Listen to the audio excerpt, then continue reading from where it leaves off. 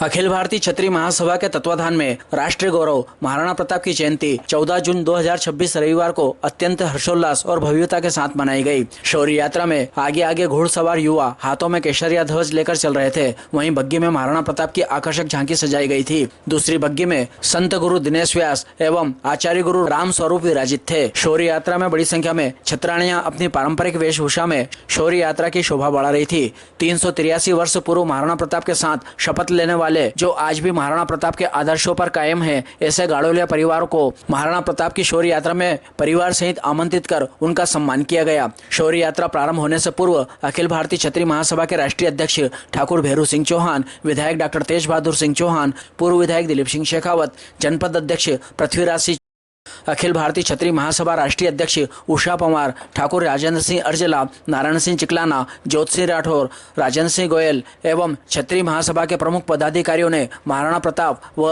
राजा जन्मेजय की प्रतिमा पर माल्यार्पण किया। शौर्य यात्रा मोदी खेल प्रशाल से प्रारंभ होकर नगर के प्रमुख मार्गों से निकली, जहां जगह जगह पर शौर्य यात्रा का विभिन्न संगठनों एवं नागरिकों ने पुष्प वर्षा कर स्वागत किया। यात्रा में शामिल अतिथियों को पुष्पहार पहनाकर उनका सम्मान किया गया। साथ ही अनेकों जगह पर राष्ट्रीय अध्यक्ष ठाकुर भैरू सिंह चौहान का साफा बांधकर स्वागत किया गया। शौर्य यात्रा का समापन कमलाश्री गार्डन पर हुआ, जहां पर विशाल सभा का आयोजन किया गया। सभा में मंचासीन समाज के वरिष्ठ जनों ने सभी को संबोधित किया। सभा में उपस्थित संत श्री ने समाज को दिशा देने वाले सारगर्भित उद्बोधन दिया एवं समाज को बुराइयों एवं कुरीतियों से दूर रहने की शपथ दिलाई।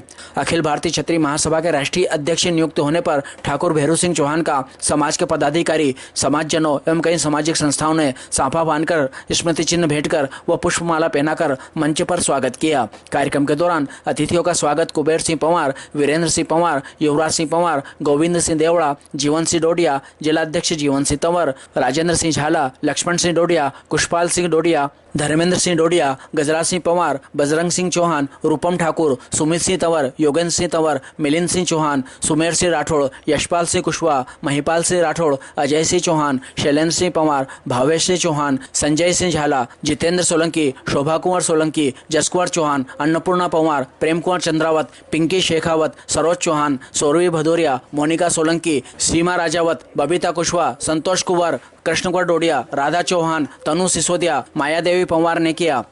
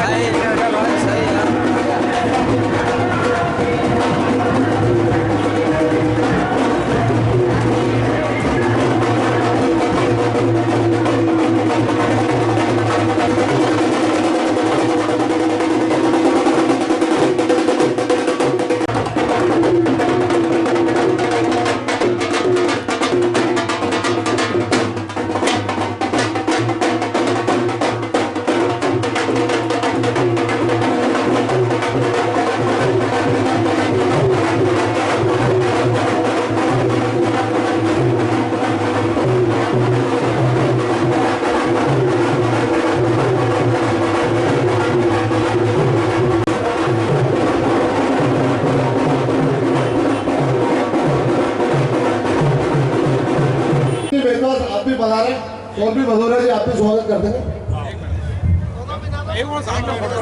हो तो उसको छोटा भाई नटवर सिंह जी सुमंगला साहब, हमारी जो मातृशक्ति विराजी हुई, मेरे को नाम याद सुनीता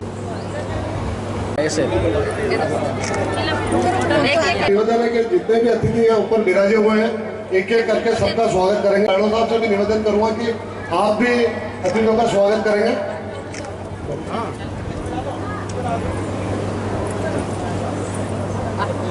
नयन सिंह जी बेसोला साहब आप भी पधारे और हमारे सभी छत्रियों से निवेदन है कि आप में से जो कोई भी आदरणीय वीरेंद्र सिंह डॉक्टर साहब आप भी कृपया मंच पर। सिंह जी साहब और जिनका मैं नाम नहीं ले पा रहा हूँ, रतलाम के हैं, का स्वागत हो गया है। अपना स्थान निजी देने करा के, जैसे हम लोग फला ठिकाने से हम वहां से हैं, पर ये हमेशा अपनी बैलगाड़ी लेकर घूमते रहे। कारण आज से 700 वर्ष पहले आक्रांताओं ने जो आक्रमण किया तो हम चित्तौड़ का युद्ध हार गए थे, तब इन्होंने वहां एक शपथ ली थी, इनके पूर्वजों ने एक शपथ ली थी कि जब तक हारा हुआ युद्ध हम नहीं जीतेंगे तब तक माँ भवानी कालिका तेरे दर्शन को हम चित्तौड़ को नहीं चढ़ेंगे। एक दूसरा आपने संकल्प लिया था कि हमारी माता बहनें सारा जीवन जब तक चित्तौड़ का युद्ध हम नहीं जीतेंगे तब तक 3 चोटी करेंगे। तो आज भी हमारे गारोले परिवार की जो बहनें हैं वो 3 चोटी करती। एक बार समस्त क्षत्रिय समाज से मैं निवेदन करूंगा कि इस गारोले परिवार के लिए जोरदार स्वागत करें, अभिवादन करें, क्योंकि मित्रों ये वो शक्ति है, ये वो ताकत है कि इनके हाथ को इन्होंने हथौड़ा बनाया था और अपने घुटनों को इन्होंने एरन बनाया था और अपने मुख को इन्होंने हवा देने वाला पंखा बनाया था, और तब जाके हमारे महाराणा प्रताप को अस्त्र शस्त्र मिले थे। ये बात सही है कि समय के साथ हम लोग आगे बढ़ गए और ये वहीं रह गए। आदरणीय वीरेंद्र सिंह दादा भाई कृपया मंच पर पधार कर पधारे अतिथियों का स्वागत। और रतलाम से हमारे बीच में जिला कलम चलती है जब जब इतिहास जीवन होता है, क्षत्रिय समाज के गौरव उनकी लेखनी से अमर होता है। जैसे हमारे क्या तलवार महाराणा प्रताप ने तलवार के बल पर, अपने भाले के बल पर इस देश धर्म संस्कृति को सींचा। लेकिन बंधु ये लोकतंत्र है, लोकतंत्र में तलवार चलाने की आवश्यकता नहीं है, आज भाला चलाने की आवश्यकता नहीं है। लोकतंत्र की परिभाषा को समझ के सर्वजन हिताय सर्वजन सुखाय की भावना को लेकर के आज कर्म करने की आवश्यकता है, ये महाराणा प्रताप का जीवन कहता है। और मैं चमानी चौहान साहब, मैं आपका बहुत बहुत अभिनंदन करना चाहूंगा। एक ऐसे महाराणा प्रताप के योद्धा को, जाति के समाज के लोगों को आपने नमन किया कि जिन्होंने अपने जीवन का सर्वोच्च महाराणा प्रताप के लिए जिन्हें मरने का लिया था। गारोलिया समाज का मैं अभिनंदन करना चाहूंगा। और अपनी बात विराम देने के पूर्व जिस प्रकार से महाराणा प्रताप ने अपने जीवन में संकल्प लिया था कि जब मुगल काल ने, अकबर ने चारों तरफ से मुगल सेना ने अकबर के किले को, जब चित्तौड़ के किले को घेरा, तो महाराणा प्रताप की मां जयवंती के शीश पर ललाट शोक की लकीरें जब महाराणा प्रताप ने देखी तो प्रताप ने कहा कि मां आपके इस ललाट पर शोक की लकीरें क्यों दिख रही है। मां ने कहा बेटा तू नादान है, मुगलों की सेना चित्तौड़ के किले को घेर चुकी है, अब क्या होगा, तू नादान है। तब महाराणा प्रताप ने अपने हाथों में गंगा जल लेकर के संकल्प लिया, हूँ भूख मरूं, हूँ प्यास मरूं, मेवाड़ धरा आजाद रहे, हूँ घोर अंधेरा में भटकू, पर छात्र धर्म री लाज रहे, हूँ क्षत्रिय कुल को जायो, क्षत्रियाण निभाऊंगा, शीश कटे तो कटे पर भारत को मान बढ़ाऊंगा। ये संकल्प तो बटोगे। उस टाइम भी, उस वक्त भी यही शब्द दोहराए जा रहे थे कि 36 कौम की रक्षा करने वाला राष्ट्र समाज कटता आया और आज बढ़ गए। आज जो ये बढ़ गया, हमें ना तो कटना है और ना बटना है, हमें एक रहना। अगर एकता की परिभाषा होती तो आज यहाँ पे नागदा में करीबन 2000 राजपूतों से ज्यादा परिवार हैं। हम यहाँ पे 2000 की संख्या में रहते हैं। इसलिए मैं बड़े सौभाग्य की बात है इसी कड़ी में कि नागदा को अखिल भारतीय क्षत्रिय महासभा, ऐसा संगठन जो कि 1897 का रजिस्ट्रेशन है, सबसे पुराना राष्ट्रपतियों का पितृ संगठन, उसके राष्ट्रीय अध्यक्ष आपके नागदा में है। नागदा को एक सौगात जो राष्ट्रीय स्तर पर मिली है, वो बड़े गर्व की बात है। प्रतिवर्ष सत्र मनाते हैं और निश्चित रूप से उसमें काफी समय और पैसा लगता है। मैं नेहरू सिंह जी चौहान साहब की पूरी टीम को दिल से धन्यवाद देता हूँ कि पिछले कई वर्षों से लगातार इस कार्यक्रम को करते चले आ रहे हैं। तो ये आपकी ताकत थी। आज भी जो जन सैलाब उमड़ा था, मैं तो बोलूँगा कि एक एक बेल बेटी 100 के बराबर है और एक एक हुक्म 1000 के बराबर है। तो आज के इस अवसर पर मेरा यही है कि एकजुटता बनाए सामाजिक। कोई गरीब हो तो उसके दुख दुख पे भी जाके खड़े, किसी के परिवार में कमी होती, सुख दुख होता है तो वहाँ भी जाके खड़े। और हमारा कोई युवा ऊर्जावान है, उसका जन्मदिन भी हम जाके मनाएं। अगर आपके साथ जन सैलाब नहीं बढ़े और आपकी सदस्यता संख्या और आपकी संगठन शक्ति नहीं बढ़े, आप मुझे बताना। और एक बात और मैं बोल रही हूँ कि जब तक कोष नहीं होगा तो अपन कुछ काम कर ही नहीं पाएंगे। जैसे कि चिंटू वंदन ने सामूहिक विवाह का लक्ष्य उठाया है, ऐसा छतरी माँ सभा से सभी से निवेदन करना चाहती हूँ, ऐसे गरीब बच्चों को गोद ले और उनको पढ़ाए। मेरा इतना ही निवेदन है, आज जो अपना यूजीसी सरकार द्वारा जो अपने खिलाफ यूजीसी कानून लाई है, मेरा यही निवेदन है कि राजपूत एकता जहाँ तक एक सूत्र में नहीं बनेगी, अपनी लड़ाई नहीं लड़ेंगे तो अपनी हालत खराब होने वाली है। बैठे बैठे ही नींद अपनी इतनी मजबूत कर ली थी अलवर में कि मैं उनको बहुत बहुत बधाई दे रहा हूँ।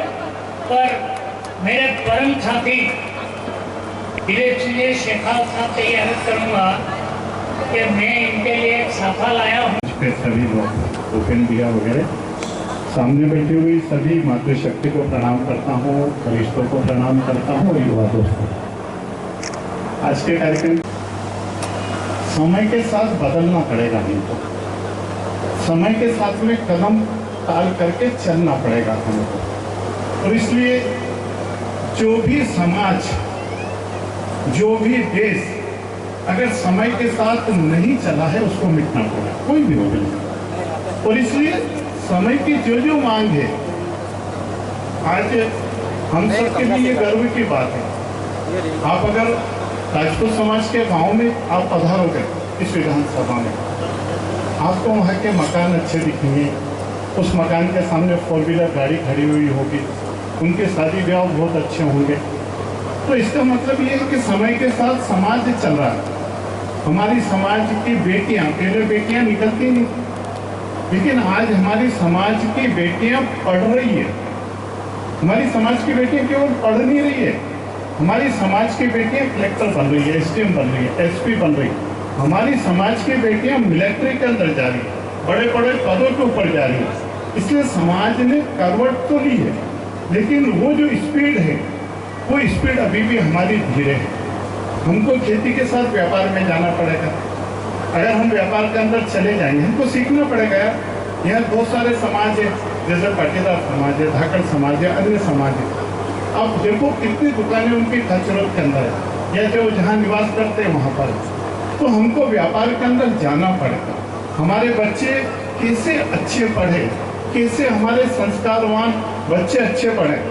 और मैं सबसे बड़ी बात एक और निवेदन करूँगा, देखो जैसे ये सीहोर वाले महाराज जी के कारण आप भोलेनाथ जी पे जल तो चढ़ाने लगे हो, लेकिन जब आप जल चढ़ाने जाते हो ना तो अपनी बेटियों को साथ में लेके जाया करो, अपने बेटों को साथ में लेके जाया करो। जो सरदार विराजे उनसे निवेदन करूँगा कि मंगलवार को हनुमान जी के महाराज के मंदिर पर जाना प्रारंभ करो, और हनुमान जी के मंदिर पर आप जाना प्रारंभ करोगे तो लाल पीला छूट जाएगा, और लाल पीला छूट जाएगा तो बहुत सारी व्यवस्थाएं अपने आप ही ठीक हो जाएगी।